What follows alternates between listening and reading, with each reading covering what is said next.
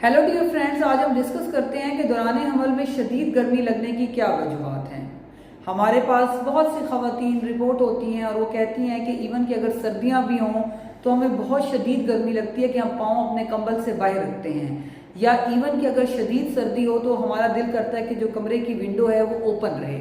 तो जो है वो जबकि बाकी जो घर वाले होते हैं उन्हें शदीद सर्दी लग रही होती है और काफ़ी अनॉयड होते हैं, या घर वाले कंप्लेन कर रहे होते हैं कि जी हमारी जो ये प्रेग्नेंट फीमेल है इसको बहुत गर्मी लग रही है और ये जो है शदीद सर्दी में भी ये कहती है कि जी कपड़े में हल्के पहनूं या जो है ऊपर ब्लैंकेट ना डालूं या विंडो या डोर ओपन रहे, क्योंकि उसको बहुत ज़्यादा सफोकेशन और गर्मी और इवन स्वेटिंग हो रही होती है और गर्मियों में तो और भी बुरा हाल हो रहा होता है। तो इसकी क्या वजूहत है? देखिए, जो प्रेगनेंसी है उसमें वो डिफरेंट फीमेल्स जो है उसको डिफरेंट तरह से उसके एक्सपीरियंसेस होते हैं। अब क्योंकि हमल के अंदर ये बात तो क्लियर है कि हार्मोन्स पीक पे होते हैं, फीमेल का मेटाबॉलिज्म बहुत ज़्यादा होता है, एक बेबी ग्रो कर रहा होता है, तो ऑटोमेटिकली जो है वो फीमेल की जो तमाम मेटाबॉलिज्म है, जो एटीपी लेवल्स हैं वो बहुत ज़्यादा होते हैं, तो फीमेल को गर्मी का लगना क्वाइट नॉर्मल है और ये बिल्कुल नॉर्मल है।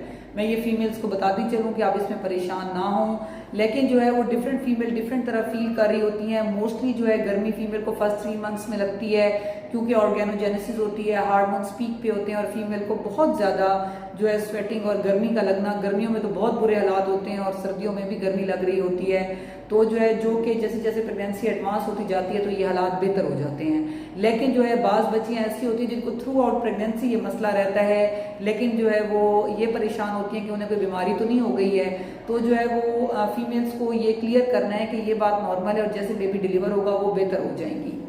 अब जो है उसमें पहले मैं बताती हूँ कि फीमेल ने खुद क्या करना है और कब उन्होंने डॉक्टर से जो है वो रब्ता करना है। सबसे पहले उन्होंने घर में होम रेमेडीज करनी है कि पानी का इस्तेमाल बहुत ज़्यादा करना है। एटलीस्ट जो है वो 12 से 14 गिलास पानी के डेली पिए, ताकि जो है जो आपको बहुत ज़्यादा गर्मी लग रही है, स्वेटिंग हो रही है, आपके अंदर पानी की कमी ना हो। रीहाइड्रेट योरसेल्फ। अगर आपको बहुत ज़्यादा गर्मी लग रही है तो आप कपड़े ज़रा हल्के पहन लें। उसके अलावा जो है वो आप बाथ ले सकती हैं, नहा सकती हैं, ताकि आपको गर्मी का एहसास कम हो।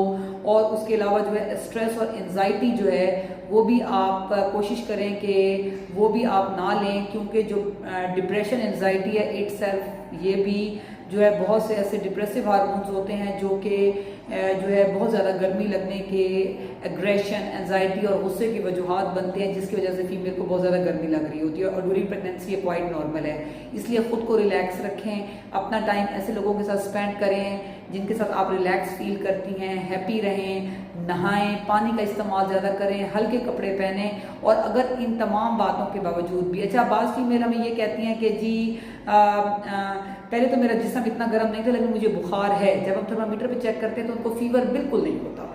तो जो है फिर वो कहती हैं कि लेकिन मुझे फील हो रहा है, क्योंकि वो जो गर्माइश हार्मोन्स की है, मेटाबॉलिज्म की है, वो उनको फील हो रही होती है। अगर तो ये तमाम होम रेमेडीज़ करने के बावजूद भी अगर आप बेहतर फील नहीं कर रही, फिर आपने डॉक्टर से रब्ता करना है। वो आपकी लाजमी आपका शुगर लेवल्स चेक करेंगे, क्योंकि बाज़ों का डायबिटीज़ इन प्रेगनेंसीज में जो पाँव हैं वो बहुत ज़्यादा गर्म होते हैं।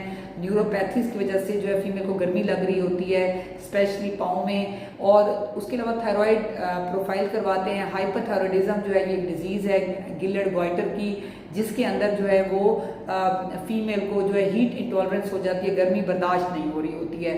तो अगर तो होम रेमेडीज हल्की फुल्की से आप बेहतर होती है तो ठीक है, नहीं तो आप डॉक्टर से रब्ता करें ताकि वो आपके हार्मोनल टेस्ट करें, आपके एंडोक्राइन जो डिसऑर्डर्स हैं, जो बहुत से ऐसे डिसऑर्डर्स हैं जो कि गर्मी लगने की वजह है, जिसमें टॉप पे डायबिटीज़ और थायराइड प्रोफाइल है, वो आपके चेक करेंगी। अगर तो वो नॉर्मल है फिर वो आपको रीअश्योर करेंगी, लेकिन अगर ये ठीक नहीं है तो उसके मुताबिक आपको ट्रीट करेंगी।